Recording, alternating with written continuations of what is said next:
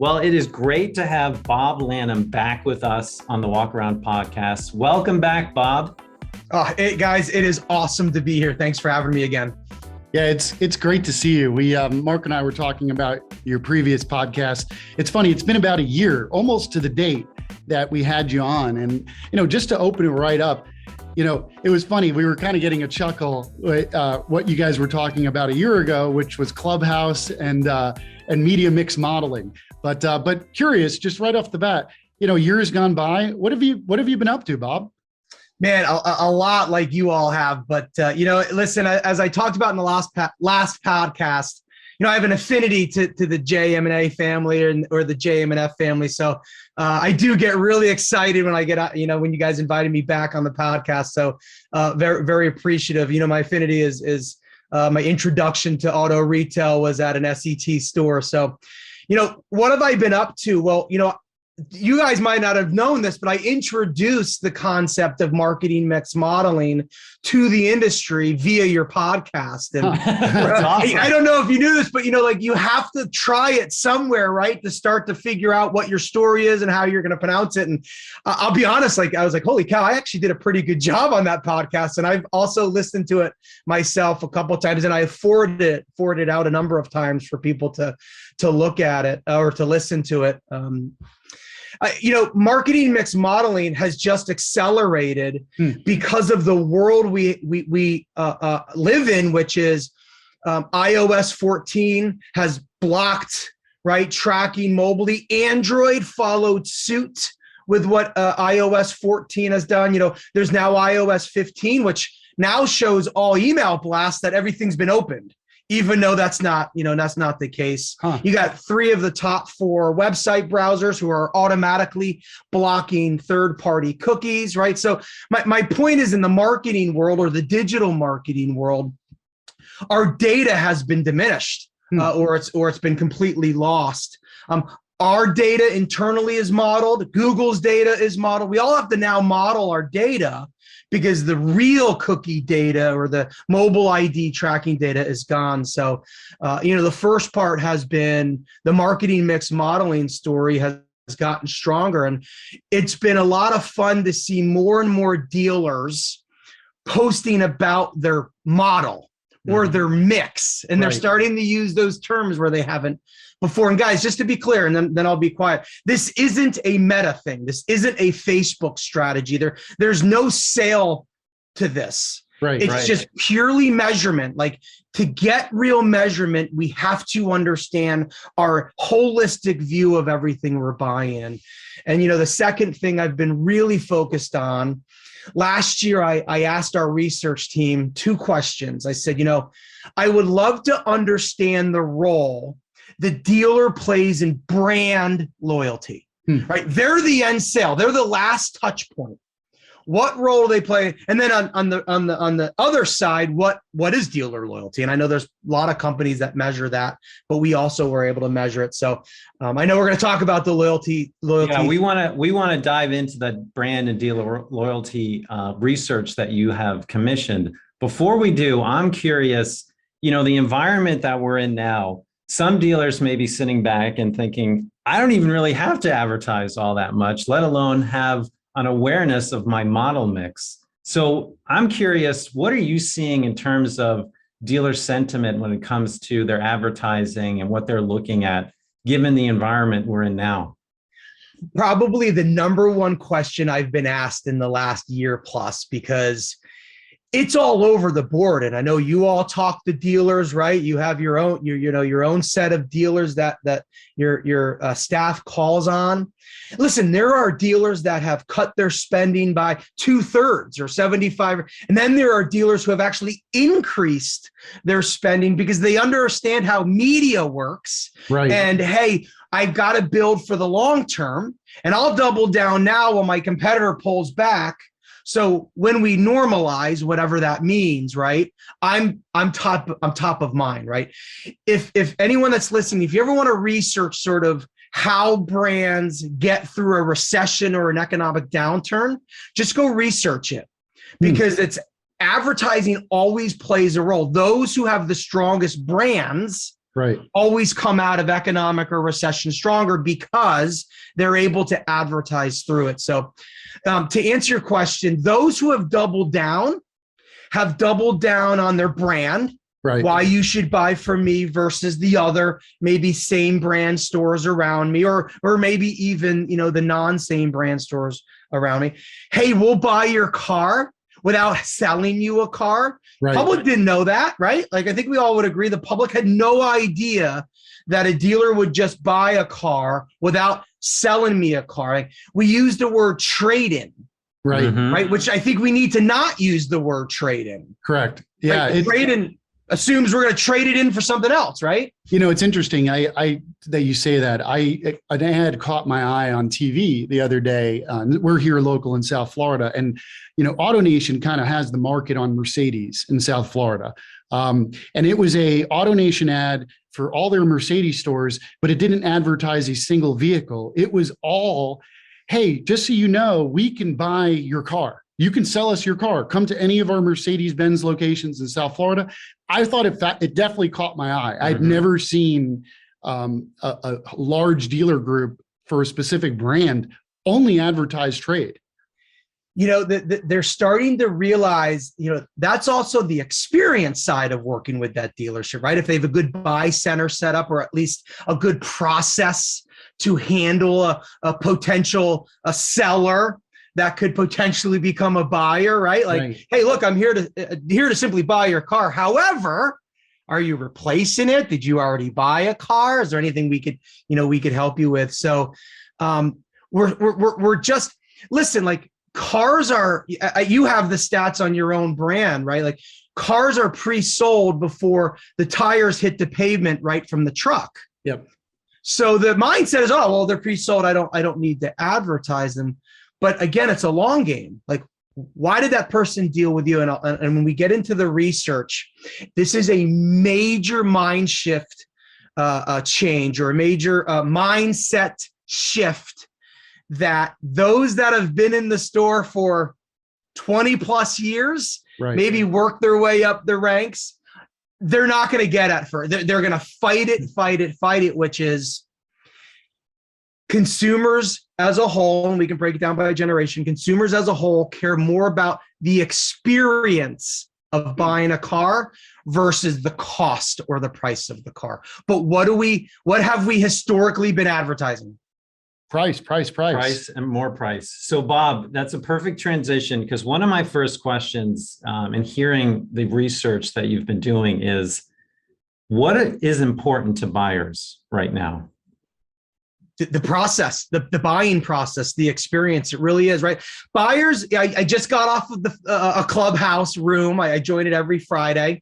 And dealer loyalty was actually brought up. I didn't bring it up. Brand and dealer loyalty were brought up because cars.com has a new study that says 65% of auto buyers are not happy with the experience. Now, their angle was a little bit different. They were actually focused on, hey, above MSRP pricing is really frustrating. The car is not available. Right. I have to wait too long. So that doesn't go into sort of the other side of it, but it reinforces it's about the experience, it's about the process. It got into communication, right? So, to answer your question, right, I think I think the one word we could use is transparency, right? It's probably the best word, which is not something I created, not something you created. I think it's been around, but it's the experience of the buy. I'm a storyteller because I'm a student of the game. So let me tell you, the Auto News interviewed David DeBoer, CEO of Lithia, last year. It's a great article. And he was very open about his business plan. Okay. And three stats popped out that I were just like blown away. The first stat was 98% of people who bought through driveway.com, their online national, right, buying processes, 98% of people were new to Lithia. What a way to capture new customers. They were new to the Lithia, to the family. The second one was, what do you think the average distance was? The average distance that a driveway.com truck delivered a vehicle? Oh man, I have no idea. I'd say 50 miles. I was going to go less, but maybe 10. 960. Wow. Wow. So on this Clubhouse call an hour ago, same thing. There's research out there that people are now willing. NAD has always stated 85% of people are willing to drive over 30 miles to buy a car. Yeah. Over. Okay. 30 mile. Okay. That could be 35. That could be. I think people are just at this point now where when they start the research experience, it's the second largest purchase. Like buyer's remorse is stronger with a car, probably even more stronger than for your car than your home. Right. Because that's such a major portion. Like if you have buyer's remorse, you are getting out of it for a long time. And the third stat was they want to have a dealership within 100 miles of every single car buyer in the lower 48. Yep. Yeah. No, it's I know the interview you're referencing, and I think it's fascinating. In terms of the fact that bringing new customers into your fold, and how do you do that, right? And from a media mix perspective, going back to that for a second, how do you connect loyalty to your media, right? Like connecting the dots between the loyalty study and media mix modeling, right? Well, is it all about the process, or is there a media play here? So that's my favorite question. Thank you for that, because that sets the correlation between dealer loyalty or the experience, the in-store process, or even the online process, and marketing, which is it probably shouldn't be, but for most is the first touch point for a dealership, or a first introduction or reintroduction, right? Because if the life of the ownership is 3 to 5 years or 6 years, whatever, you're kind of being reintroduced to the store, right? Sure. Like, oh yeah, I did buy it from Toyota Sarasota, but there are 5 of them around me. Should I consider the other one? So for me, it's the correlation of that first touch point, which is marketing, that starts the process. Okay. So I know I mention this all the time. And actually when it comes in my head, I'm always like, man, I talk about this all the time, but it's the perfect analogy, which is marketing is similar to the meet and greet process in store,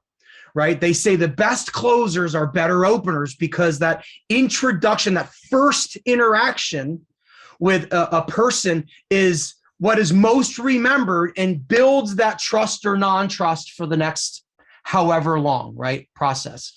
So your marketing builds that trust or non-trust right from the start. So what I would love to start to work on in full disclosure is what are we marketing, right? We're going to always market our inventory. I'm not saying we're not going to get away from our inventory advert, but that's you just set it and let it, like, right. That's all automated. It's all dynamic. So then what becomes the most important advertising for a dealership, in my opinion? It's the brand. Sure. It's the process. It's the story. It's the why buy. So I hope that answered your question, but it's that first touch point. Yeah, well, I think it's interesting. And getting back to loyalty for a second, I'm going to throw something a little different at you. We're seeing a lot of manufacturers trying to take the transaction a little more upstream.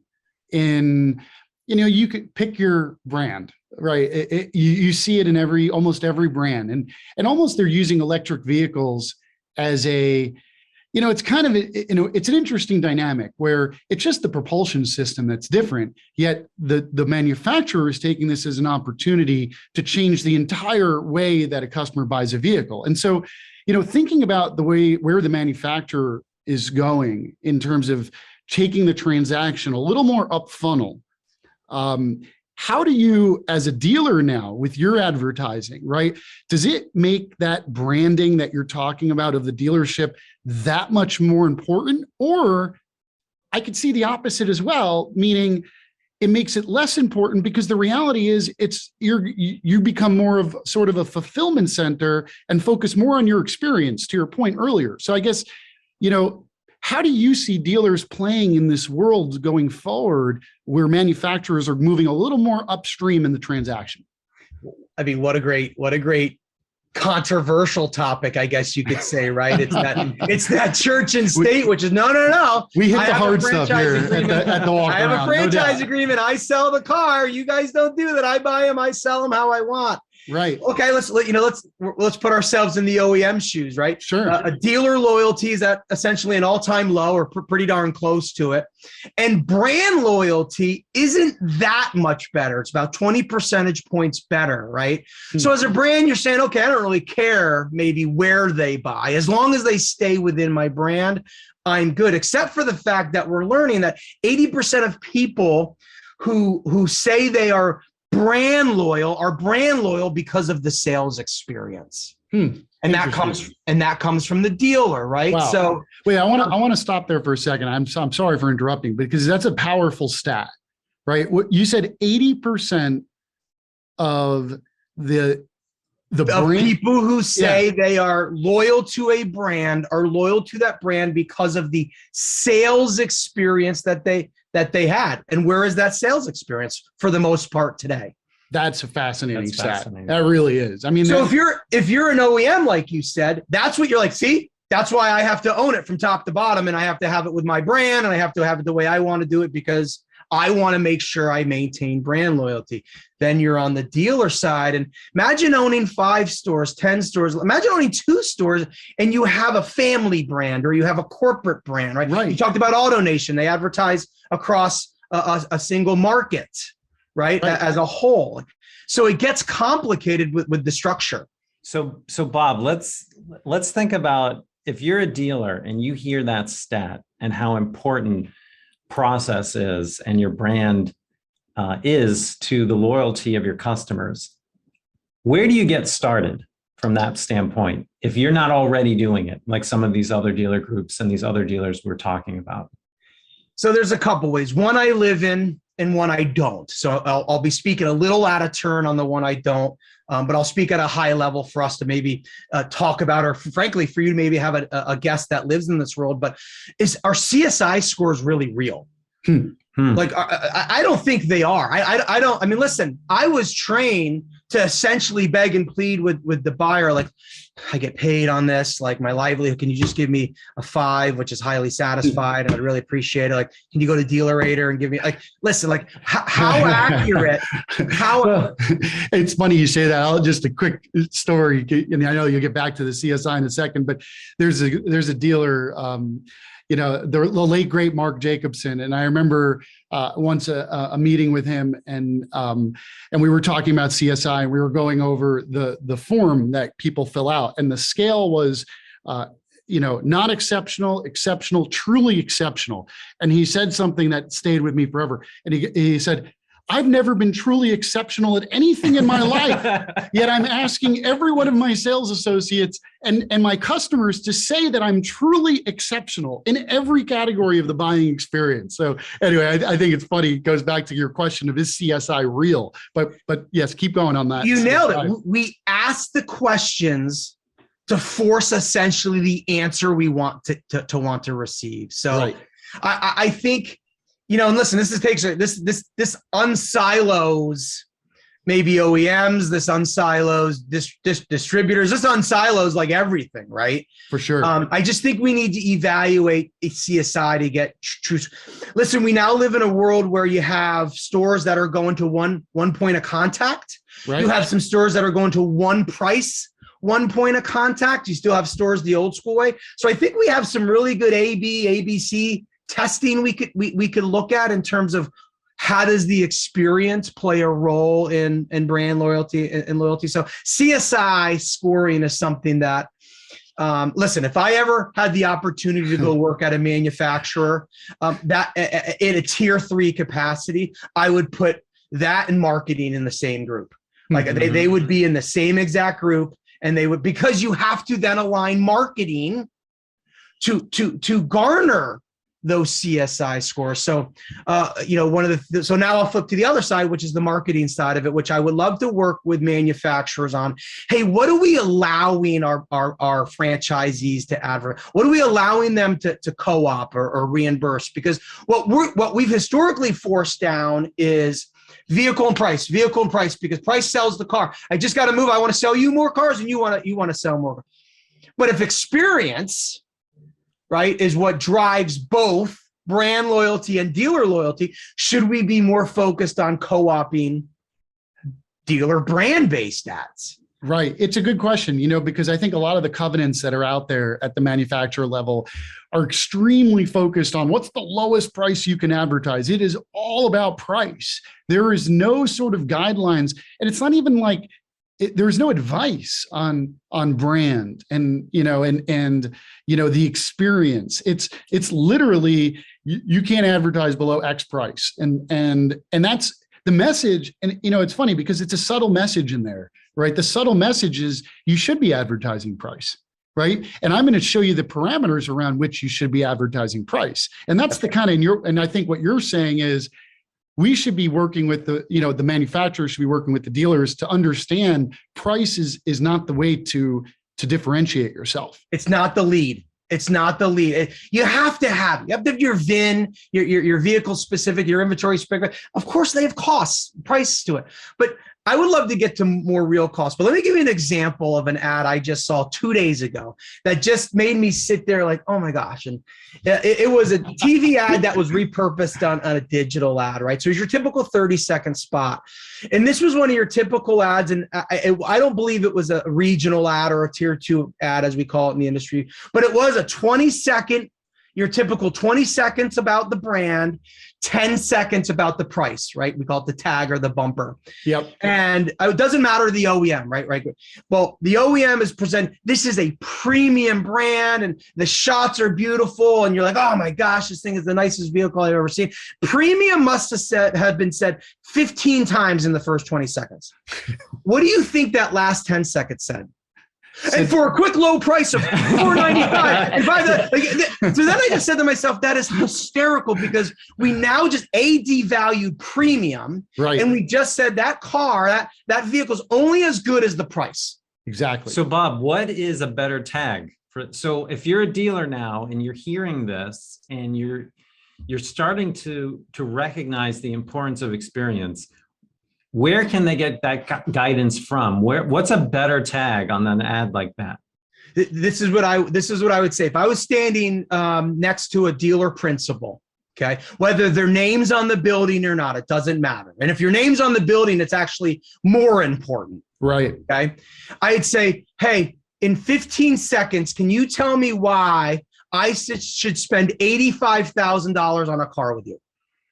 65. It doesn't matter what the cost point. I mean, cars are expensive for everybody at every price point. Yeah, over 45,000 now. The average new car transaction price just got up to. It's crazy. Mm-hmm.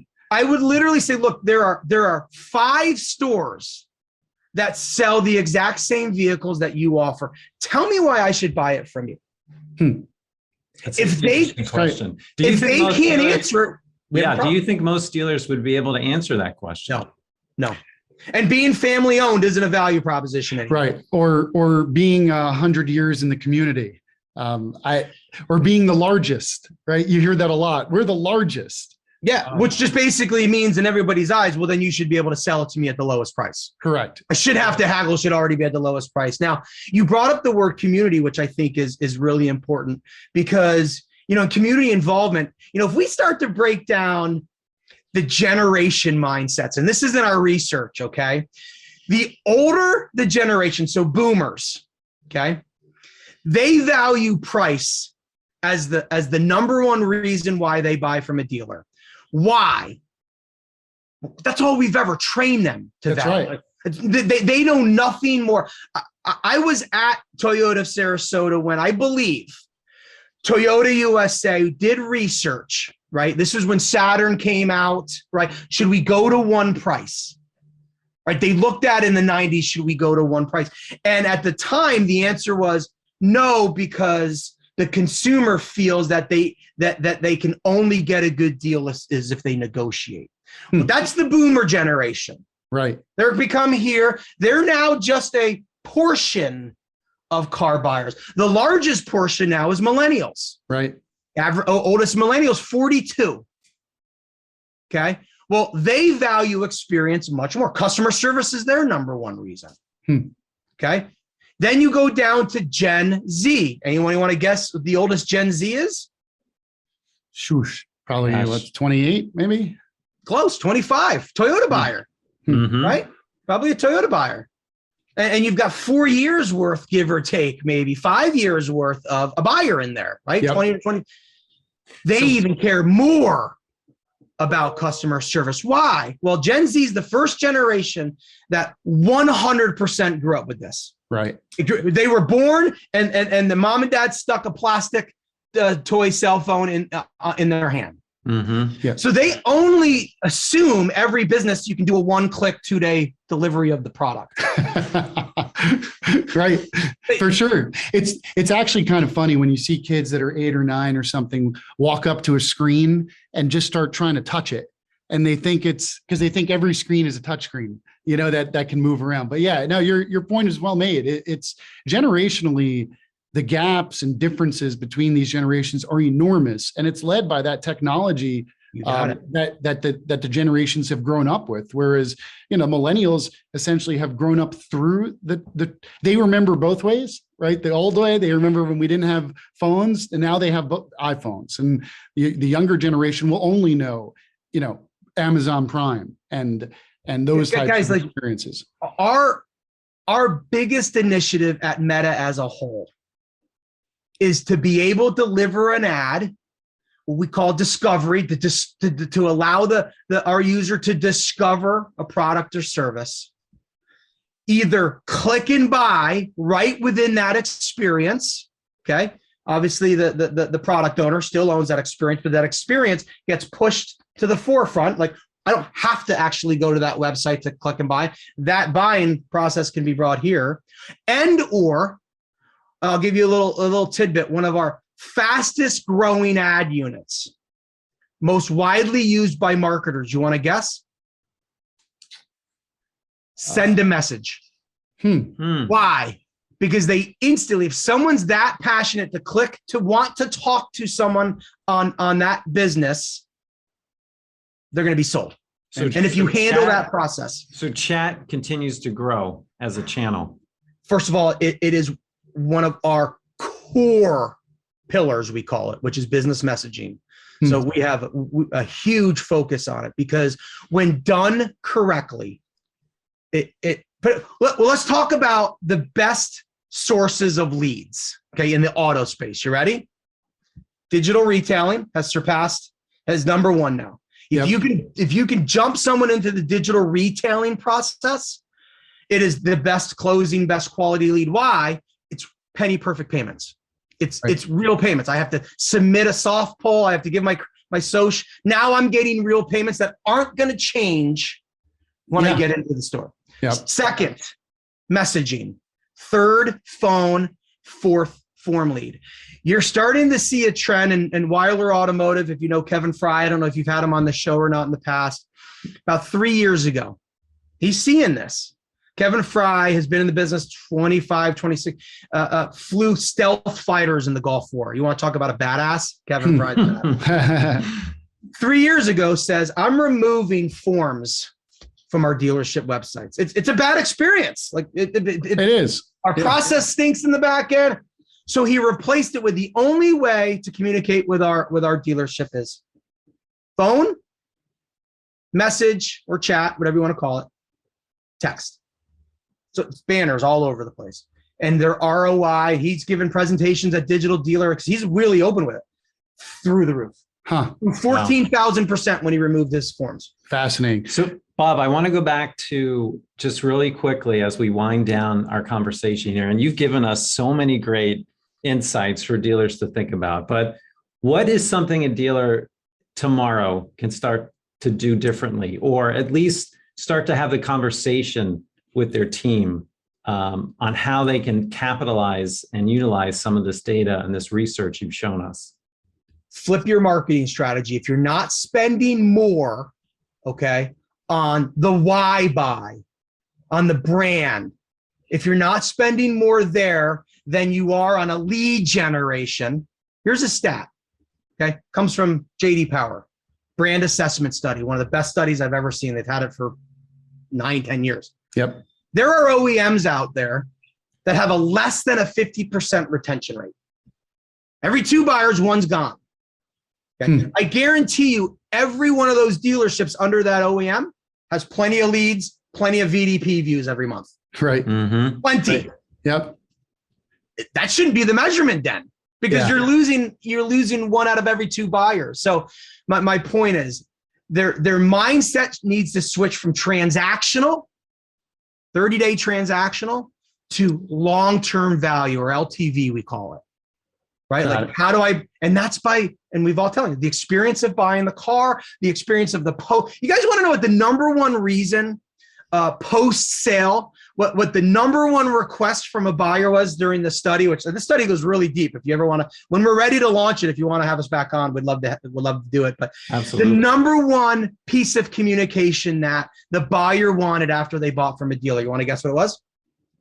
I'm going to say a thank you. Thank you. I was going to say the same thing. A personal thank you note, not a templated email. Right. Personal. Right. Personal. For sure. I just spent $45,000. Right. In your store. And guys, I sent my dog to I don't know, I used to call them a kennel. I don't know. They're probably called, resorts nowadays for 7-8 days because we went on vacation. I literally, here it is, online. Here's the thank you note. Right. It's personal touch. Guys, I spent $419 with them. Right. And how will that thank you note influence you in returning in your loyalty to that lodge, that pet motel? I just bought a daycare package from them for $300. There you go. And my dog for a few hours every day. It's pretty good ROI on that thank you note, I would say. There's not a place I wouldn't consider, because by the way, they have webcams all over in every room. So at any moment, if I want to just open up the app and see how my dog is doing, like very full transparent, they're open, they write dogs' names. So I guess my point is, the car is no longer the star. Mm-hmm. Right? Yeah. The price, the brand will handle why someone should buy a specific brand or make. For sure. The dealer needs to focus on why you should buy it from me. And then more importantly, why you should get all your service from me. Absolutely. Because if I can get you in for service, I'm going to resell you a car. So Bob, it's time now to transition to one of the fastest growing podcast segments in America. I don't have no data to support that. Before we do that. Oh, you want to do something else? I just had one more question. Okay, one more question. Again, we're talking to Bob Lanham here, head of automotive retail at Meta, AKA Facebook. And I got to ask, before we dive into that, all I see these days is Mark Zuckerberg with those Oculus goggles on his eyes and talking about the Meta. There you go. There they are, right there. Standard issued gear for any Meta associate. I think I read that actually. But I'm curious, and before we dive into it's a sure thing, if you're a dealer today, should you be buying real estate in the Meta universe and starting to get your processes down for the Meta world? Listen, I think you don't have to commit financially. Let Brian Kramer do that now, and he's very open with. And we love Brian. Brian's a big friend. Who doesn't, man? I mean, listen. I'm learning what the metaverse and auto retail could and should and might look like from Brian. He's doing it because Brian is by far the best student of the game, right? He buys stock in his publicly traded competitors simply so he can join the earning call, simply so he can learn what the strategies are and try to combat that. So, listen, I'm not here to say you should be buying or financially committing, but you should be 100% following, and you should at some point soon start to experiment, right? Because again, you have this generation that this is all they're going to know, right? They're going to expect to be able to say, hey, before I walk into the store, I want to virtually communicate with someone over there, and maybe I have some questions and so on and so forth. So again, the metaverse is years away. I think it's going to be here faster than we anticipated, but it's years away. Partners will build for it, right? So we need to make sure the right partners are there. But to fully answer your question, you don't have to commit financially, but you 100% should be following what is going on with virtual reality, augmented reality, and then more so the metaverse. Awesome. That's a great answer. Great advice for dealers, because I know you can't avoid it on pretty much anywhere, seeing people, with the Oculus glasses on. Obviously there's some funny YouTube videos out there with them, if you want to check those out. Yeah. But obviously be careful out there, people. But yeah, that's a great answer. Thank you for that. Yeah, for sure. Okay. We're going to do I'm nervous, by the way, for this last segment. Yes, you're going to be on the hot seat. Sweating. I'm sweating. You are on the hot seat. Our Elliot Shore here has a few hot takes. As you can probably tell, Elliot has a lot of opinions, and we want to share those opinions. But we want to validate them and ask our guests, is it a sure thing or not a sure thing? So, Elliot, let's fire away. All right, you ready, Bob? I have an earpiece with our PR team and legal consultant. Perfect. One at each ear. I don't think we'll get you in trouble. Totally kidding. It's no secret that dealers have scaled back somewhat their advertising, and I think we talked about it earlier. But dealer advertising budgets, according to some of the research I've seen, were never higher prior to the pandemic in 2019, and I believe it's a sure thing that dealer advertising budgets will never, ever reach the levels they were in 2019. Sure thing or not a sure thing? Should be a sure thing. They don't need to. And tell me more. Tell me more about that. I get asked this all the time. What did we learn the last 2 years with a dealer's second largest expense? Payroll, advertising, and marketing, floor plan, right? Historically, right? Yep. Maybe they switched with when dealers were forced to evaluate their advertising and marketing expenditure because it was a large sum of money. What they learned was they were overspending in some platforms, underspending in others. They learned the power of organic. They learned the power of just a lot of different ways to market themselves because they had to.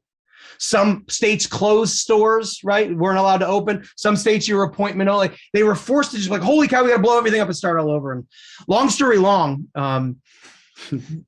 dealers are spending too much money to begin with.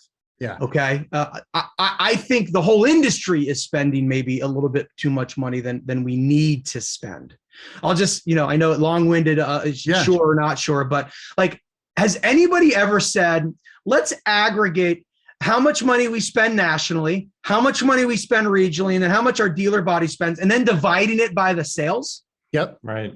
No, I don't know the number. $10,000 per car sold, $5,000. It wouldn't be pretty. It wouldn't be a pretty number. So that's my point. Does it really cost that? So what I always say to dealers, what you buy and how you buy your media or your second largest expenditure, 100% defines your profitability. You can't deny it. So should be a sure thing. All right, you're one for one. All right. Bad. Good start. Better than last time.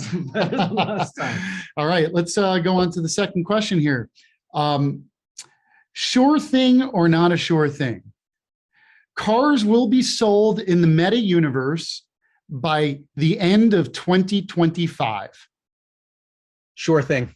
Sure of course, thing. Bob's going to say that.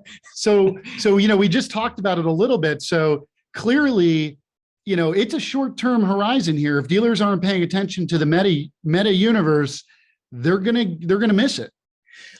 Listen, again, we talked about Brian earlier. He has brought up, and he given a presentation. He has watched manufacturers open up dealerships for a limited amount of time and then close them, give them NFTs if you purchase. Like, there's a game now around this. So sure thing. And I probably before 2025. All right. 2 for 2. I could have gone more aggressive. Well, and if you were to ask Brian that question, he's like, I already did it. It's 2021. Like, that's right. Or 2023. All right. Can you bat 1,000 today? We'll see. 3 for 3. Let's see it. We'll see. This is a tough one, but all right. I believe it's a sure thing that in the next 12 months, Elon Musk will ban himself from Twitter. Sure thing or not a sure thing? I think anything related to Elon Musk, you can't go in one direction or the other, because like that guy will do whatever he wants, when he wants, how he wants, apparently. I do not believe that's a sure thing. I think he will maintain his presence on Twitter and other, if the deeper question, not that you're asking the deeper question is, good thing, bad thing that he bought it? Yeah. What do you think? I think it's going to be both. I think he's going to bring some functionality, or at least some need for functionality, some openness, some transparency to social media that maybe should have been there a while ago, or should be there now. So I got asked 100 texts. Oh my gosh, what do you think about it? Elon Musk buying Twitter. Right. I actually think it's definitely not I don't think it's like a horrible thing. I can't tell you if it's a great thing. I think it's going to be right there in the middle. Mark, what do you think? Is there a middle between sure and not sure? No, that's not the game. Or I think the bottom line is he wants to challenge the market and challenge the environment, and he just wants to be in the conversation, and he achieved that for sure. No doubt. So, Bob, we cannot thank you enough for coming back to joining us. Always on the a pleasure. Podcast. You again, and super insightful commentary and research. We would love to hear about that research again when you're ready to release it. And Bob, if you could tell our audience where can they find that research, that loyalty study we were talking about, if they wanted to find it. Yeah, for sure. We haven't launched it yet. Okay. I mean, it is vast, man. I mean, when you start to break down by generation, it gets super interesting, right? Like, we got to stop looking at stuff as a whole, because boomers are extremely different than Gen Z, right? And millennials are split, right? So we have to start looking, and there's a lot of great. So there's a person on our team, Rita Proctor, who has been digging through it through and through. So, we will announce it. Like it will be announced. It will be presented. So hopefully people, at the very least, not that this is a ploy, follow me on LinkedIn. You'll know when I launch it at the very least. All right, Sounds great. Sounds awesome. Bob, again, thank you so much. We really appreciate you joining us. Thank you. Anytime, guys. Appreciate you all. All right. Take care. Thanks.